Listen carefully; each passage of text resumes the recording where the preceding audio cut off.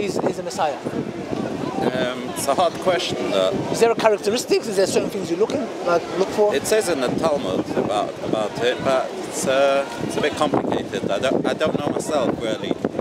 I know that there will be like a trump, like a blow. Okay. Yeah, a big blow. Yeah. I know about that. Okay. And I'm not sure what else there'll be. So the Messiah... Sure. There won't be any changes. It will be the same as now. So what would the Messiah do? He'll just make peace in the world and build a third temple. So build the third temple, the peace in the world. What will happen to the Gentiles? Gentiles... Do they not? I heard they become servitude to the Jews.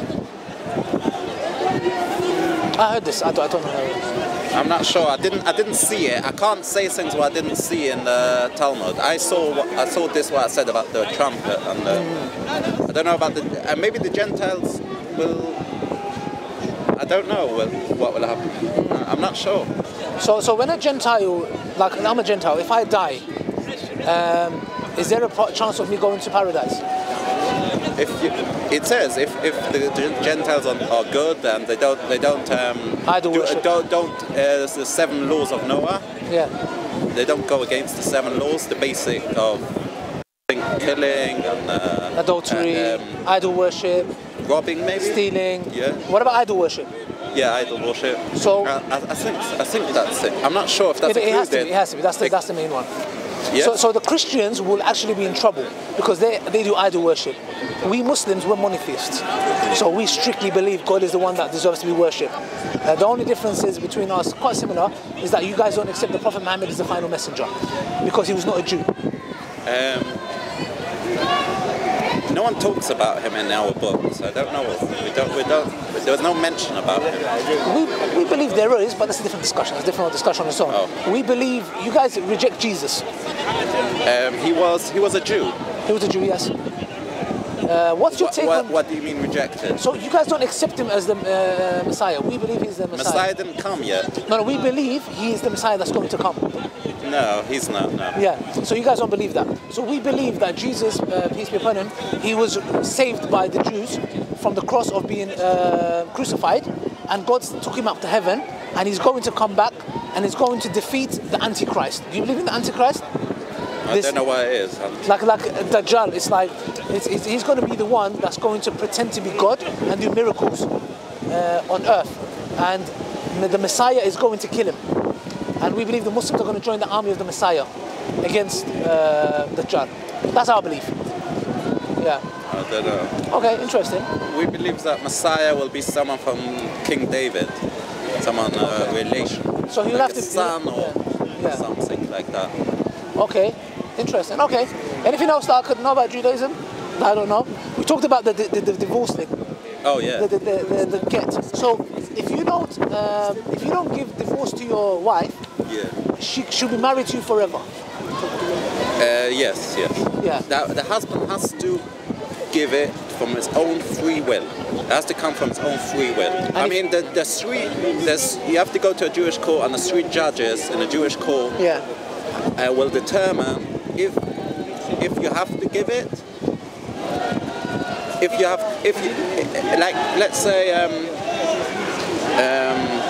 a husband is very cruel to his wife, and he doesn't change his behavior, just keeps on doing it. Yeah. So the 3 judges will say that you have to give it. So the question comes, like, how could the 3 judges say that you have to give a divorce? It has to come from their own free will. Okay. So the answer to that is that if the 3 judges say that he should give it, it means really he wants to listen to the laws of the Torah, but just his evil spirit just doesn't want to. So really he does want to. That way it says in the Rambam, or what's it called, Maimonides. Yeah, he explains that regarding divorce. If a husband doesn't want to give it, and the 3 judges say that you have to. So, but how is that from his free will then? If he's that way explains that it really he does want to. His good spirit wants to, because the 3 judges know if they say something, that's the law of the Torah. So the evil spirit, they just have to chuck away the evil spirit. So it's really from his own free will. So, okay, so if a married couple has a dispute, how do you guys resolve it? Do you get other people involved? we usually go to a rabbi or a therapist. Go together to therapy. Okay.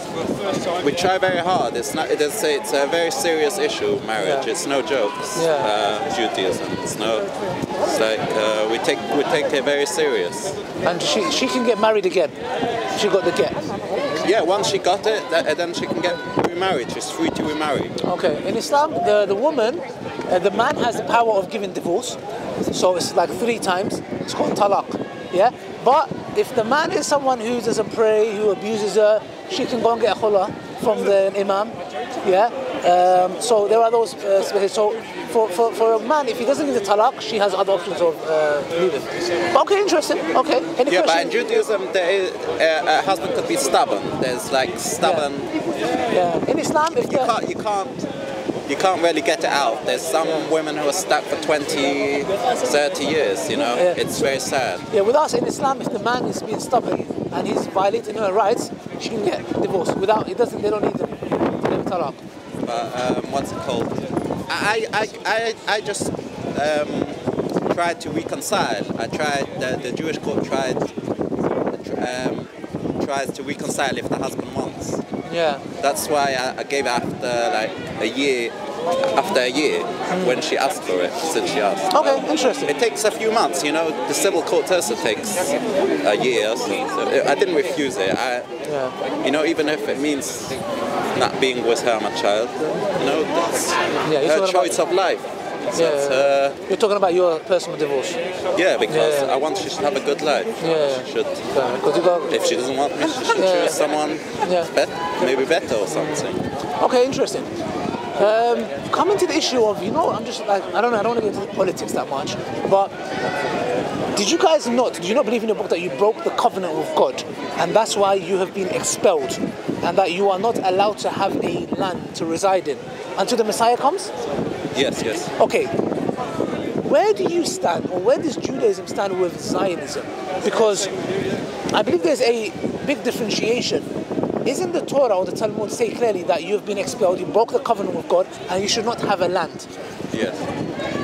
So what? Can you educate me? So, like, what fence do you stand on?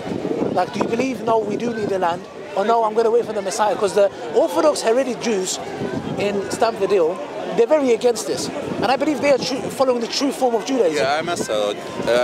I believe in the Talmud. It says that you shouldn't take a land. But it does say that there will be taken. That's the interesting part. Not many people know about this. It says that there will be a kingdom there in Israel. When? Before Messiah comes. Okay. And Messiah can only come when it dismantles. Till there's no power. Dismantles, what do you mean by that? Like till it finishes the kingdom. Like Messiah can't come when there's a government. Like there's Jews have a government. He can't come. If there's a government, he leaves. You know, I'm not coming. If there's no government, he will come. Okay, so that's interesting. So you are told that you are not allowed to have a land, but then again it says you will take the land. But if there is a land and there's government, the Messiah doesn't come. Yes. So are you telling me that Israel has to end for the Messiah to come? Yes, that's what it says in the Talmud. Do you want that so the Messiah comes? I'm just intrigued. Like, would you say? Yes, we want it. So are you from the Haredi? Yes. Okay, so what's your stance on Israel now? Like, what's your stance on Israel? Regarding the war, you mean? The war, them exist, like the fact that they have those lands, according to your scripture. Like, are you like, yes, they should have the land, or it's against the Torah, or I want Israel to finish so the Messiah comes? What's your stance? I don't know. I want that Messiah should come. Then there'll be peace in the world. He'll make peace. Okay, so then... He's the only one who knows how to make peace between everyone, between the Muslims and the Jews and anyone. They won't be fighting. He'll know how to settle every dispute. Okay, so then would you not say Israel should have not been there in the beginning so the Messiah comes? And the problem was because Jews felt persecuted everywhere. Yeah. So they wanted some power. True, but you know, with the Muslims, they did live under quite peace. Yeah. Like, they were being persecuted by the Christians because they have a hatred, because they believe you killed their God, Jesus, yeah? Oh. So, you know, the whole thing of anti-Semitism, it actually comes from Christianity. with the Crusaders, etc., because they had hostility. If you think about it, when Umar ibn Khattab, the second Caliph of Islam, when he conquered Jerusalem, he made sure that the Jews lived in peace with the Muslims. And even when the Muslims were running away from Hitler, the Muslims in France, there was a specific mosque I went to, they gave the Jews fake identities as Muslims so they don't get killed. Really? So yeah. There's a specific mosque in France. The Jews have lived with the Muslims in peace. Yeah. Of course, there were certain individuals, certain states, Islamic states that were there that expelled them. That happened in history. But generally, the Muslims had big, like even Rambam, Maimonides, he spoke highly of the Muslims as well and their treatments. So he was the doctor or something. He was a doctor, so he was a physician for one of the rulers. Yes. So in that aspect, I think the Christians were persecuting the Jews so much. But so what would you say now? Would you like what's happening with Israel? Do you believe it is correct what they are doing? Like in the sense where, because I see some rabbis quoting Amalekites, killing men, women, children. But Zionism, I don't believe Zionism. I believe some of them are atheist Zionists. Yes. Is there no difference between Zionism and Judaism? There is. Yes. Yeah, exactly. So, what would you say? Like, what's your stance on Israel now as a state with what they're doing? Regarding the war? The war, the occupation, the apartheid, the genocide. The occupation of the West Bank or generally Israel? All of Palestine.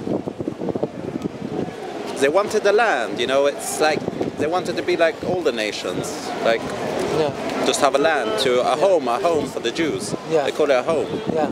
So, but religiously, is that according to the Torah and the Talmud? No, it's not. It's against.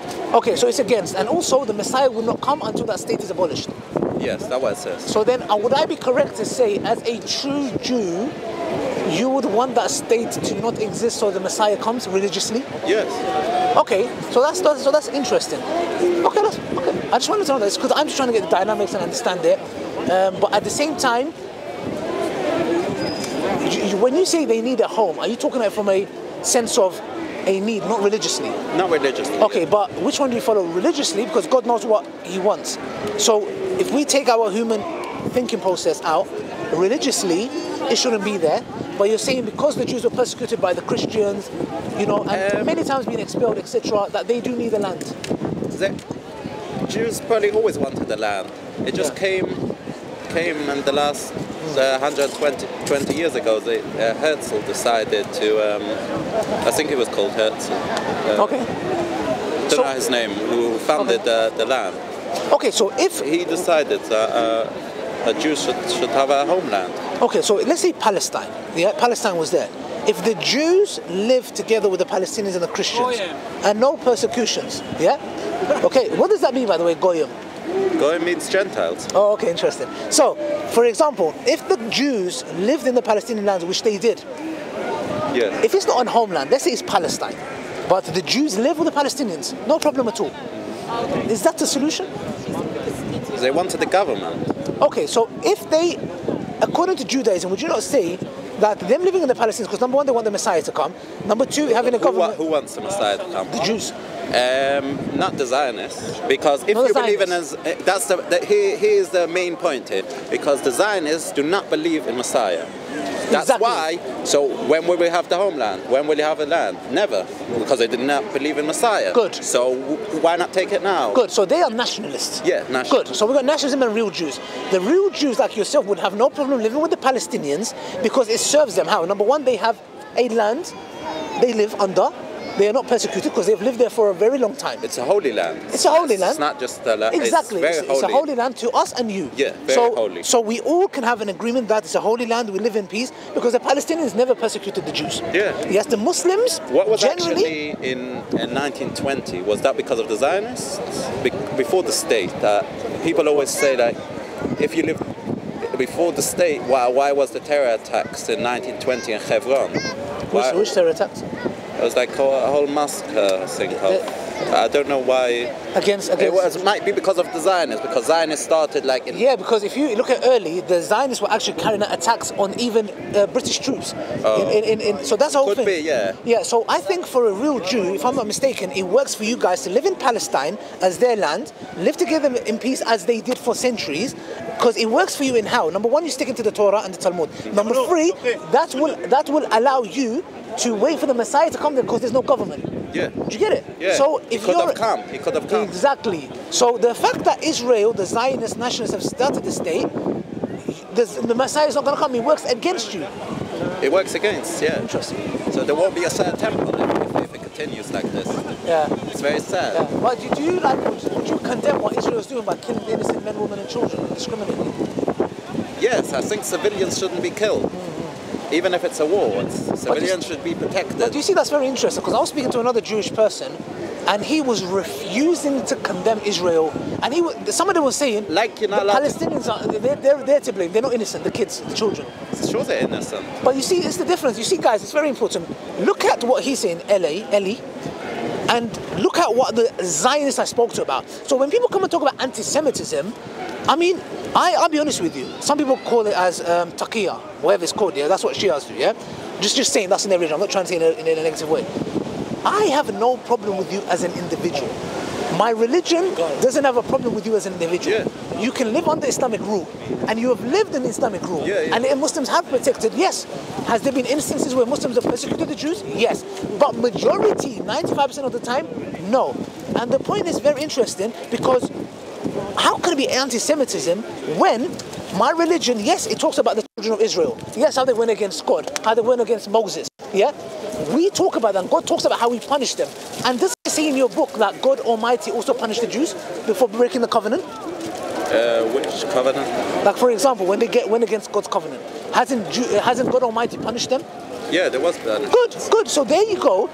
Now you're anti-Semitic against yourself. No, God punished those who didn't go against their commandment. And the same with us Muslims. So this anti-Semitism nonsense is clear because you can see how his attitude is and his actual belief from the Torah and Talmud compared to nationalist Zionists who we was just talking to, and she was clearly saying, oh, I don't believe Palestinian kids are innocent civilians. But anyway, that's all I have to say. Any last words?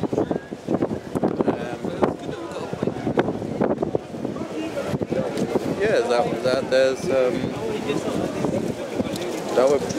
Muslims and Jews are both religious, like both. Exactly, monotheists. We're actually you guys are monotheists in that sense. Your belief in God. Yes, there are certain things we don't agree, like why you don't accept the Prophet Muhammad as the final messenger, but your concept and belief in God, it's very, very close. Yeah, we both believe in the Holy Land. Yep. You believe God is one. You don't believe God is a man. You don't believe in the Trinity. Thank you. You don't God rested on the seventh day. You don't actually believe he rested. He did. He is just for the human eye to understand it. Yes, but you don't believe God was tired. No, it's just to say, like, it says a lot in the what's it called, the 5 books. Yeah. It says a lot words like you can think that God is. It says like he spoke and he asked. He was just given for human beings. So them to understand it. Some Jews, I have some friend Jews. They said to me that what this meant was on the 7th day God did nothing. So he didn't rest. He just didn't do anything on the 7th day. He did rest. It says he rested. Okay, but rested in the sense of being tired. No. Good. He just finished. Finished meaning he completed. Yeah. Okay, yeah, exactly. Well, Ella, it's a pleasure. I think we should speak to you more. You're a nice gentleman. How old are you? 25. 25.